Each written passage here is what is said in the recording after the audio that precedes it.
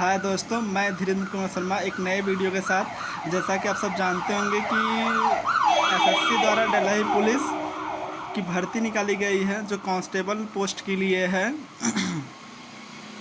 तो इसमें कुछ डिटेल्स जानेंगे जो फॉर्म फिलअप करने के लिए आवश्यक होगा। तो फर्स्ट इम्पॉर्टेंट डेट की बात करेंगे, जिसमें एप्लीकेशन फॉर्म है। जो एप्लीकेशन फॉर्म भरने का डेट होगा वो आपके पास होगा 1 अगस्त 2020। अब इसका लास्ट डेट होगा 7 सितंबर 2020। जैसा कि लगभग देख रहे हैं आप सब कि एक महीने 6 दिन के लिए पूरा फॉर्म ऑनलाइन रहेगा।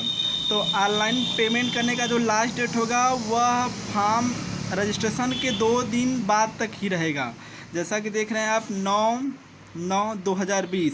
अगर आप ऑफलाइन भी करना चाहते तो ऑफलाइन भी कर सकते हैं, जिसके लिए लास्ट डेट होगा आपके पास 14/9/2020। आप यह भी ध्यान रखेंगे कि जो एग्ज़ाम होगा वह आपके पास ऑनलाइन होगा। तो लिखा है ऑनलाइन एग्ज़ाम डेट जो होगा आपके पास 27 नवंबर से लेकर 14 दिसंबर के बीच में यह एग्ज़ाम जो होगा। एप्लीकेशन जो फीस होगा सबके लिए अलग अलग रहेगा। जैसे जनरल और कैटेगरी के लिए 100 रुपये देना होगा। एसटी और एससी के लिए 0 रुपये, मतलब 1 भी रुपये नहीं लगेगा। अब महिला कैंडिडेट चाहे वो किसी भी कैटेगरी को होंगी उनके लिए भी जो फीस रहेगा वो कितना रहेगा, 0 ही रहेगा। आगे एज देखेंगे तो जो एज होगा मिनिमम एज कम से कम आपके पास 18 ईयर्स होना चाहिए, मतलब लगभग आप 18 साल के होने चाहिए। अब मैक्सिमम जो एज होना चाहिए वो 25 साल होना चाहिए।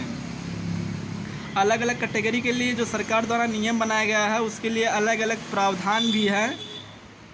अब आगे देखेंगे टोटल सीट। इसकी जो पूरी टोटल सीट है वो लगभग 5846 पोस्ट हैं, जिसमें मेल कैंडिडेट जो होंगे उनके लिए 3902 सीट। अब फीमेल के लिए 1944 सीट।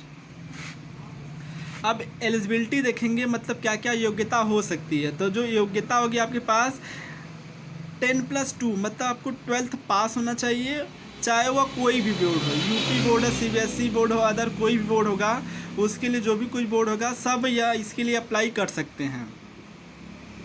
आगे जो मेल कैंडिडेट होगा यहाँ पे सीटें का बंटवारा हुआ है, उसके लिए देखेंगे मेल कैंडिडेट जैसे general, OBC, ST, SC, EWS.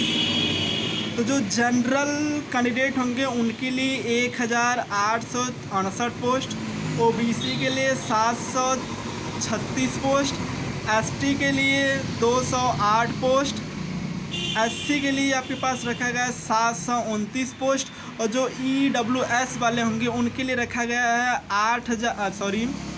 381 post. वही फीमेल कैंडिडेट की बात करेंगे तो अगर जो जनरल में होंगे उसके लिए 933, ओबीसी के लिए 387, एसटी के लिए 94 मतलब 94, एससी के लिए 328, जो ईएसडब्ल्यू के लिए होंगे उनके लिए रखा गया है 202 सीटें। ये तो हो गया फॉर्म फिलअप। और फिर उसके बाद सीटें का बंटवारा, मतलब सीट किस प्रकार से कैटेगरी वाइज बांटा गया है। अब जानेंगे फिज़िकल एलिजिबिलिटी, मतलब जब आप एग्ज़ाम क्वालिफाइड करेंगे तो आपका क्या होगा, फिज़िकल एलिजिबिलिटी मतलब फिज़िकल होगा। उसमें भी आपको ध्यान होना चाहिए कि कौन कौन से स्टूडेंट या फिर जो बच्चे होंगे इसके लिए अप्लाई कर सकते हैं। तो जो मेल कैंडिडेट होंगे चाहे वह ओबीसी हो, चाहे वह जनरल हो, चाहे वह एससी हो, उनके लिए एक 70 सेंटीमीटर हाइट होना मस्ट है। अब उसके बाद जो एसटी होंगे उनके लिए 165 होना चाहिए। अगर फीमेल कैंडिडेट की बात करेंगे तो फीमेल कैंडिडेट के लिए 157 रहेगा आपके पास, चाहे वह ओबीसी हो, चाहे वह जनरल हो, चाहे वह एससी हो।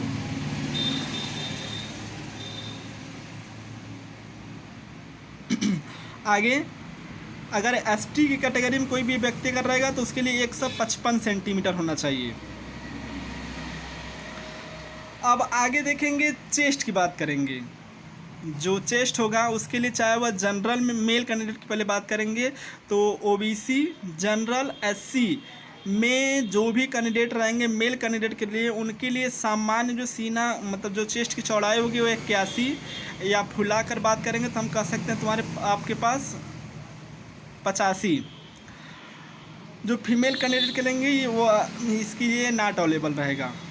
अब एसटी की बात करेंगे तो एसटी के लिए भी जो चेस्ट रहेगा वो तो आपके पास 86 से 80 होना चाहिए। अब फीमेल के लिए नॉट अवेलेबल रहेगा। अब आगे रेस की बात करेंगे, मतलब दौड़ भी है इसके साथ, ये भी आपको ध्यान रखना होगा।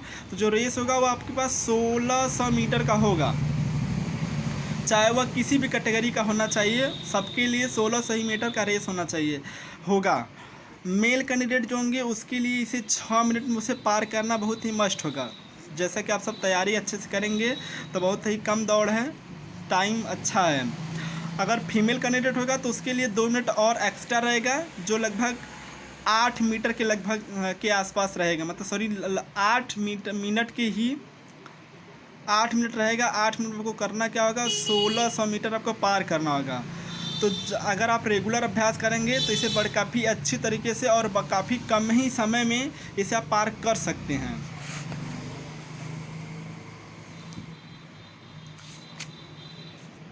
अब आगे देखेंगे कुछ छूटा हुआ था, जैसे कि लॉन्ग जंप और हाई जंप के रूप में। तो जो मेल कैंडिडेट होंगे, चाहे वो ओबीसी हो, जनरल हो, एसटी हो, एससी हो, उसके लिए 14 फीट होना चाहिए लॉन्ग जंप। अगर फीमेल कैंडिडेट होंगे तो उसके लिए 10 फीट होना चाहिए। अब वही अगर हाई जंप की बात करेंगे तो हाई जंप में तुम आपके पास क्या होगा, 3 फीट 9 इंच होना चाहिए। अगर फीमेल कैंडिडेट होंगे तो उसके लिए केवल 3 फीट ही होना चाहिए। तो आप सबों को काफ़ी अच्छा लगा गया इस वीडियो को, तो हमारे वीडियो को आप लाइक करिए, कमेंट करिए और हमारे चैनल को सब्सक्राइब कीजिए। ओके।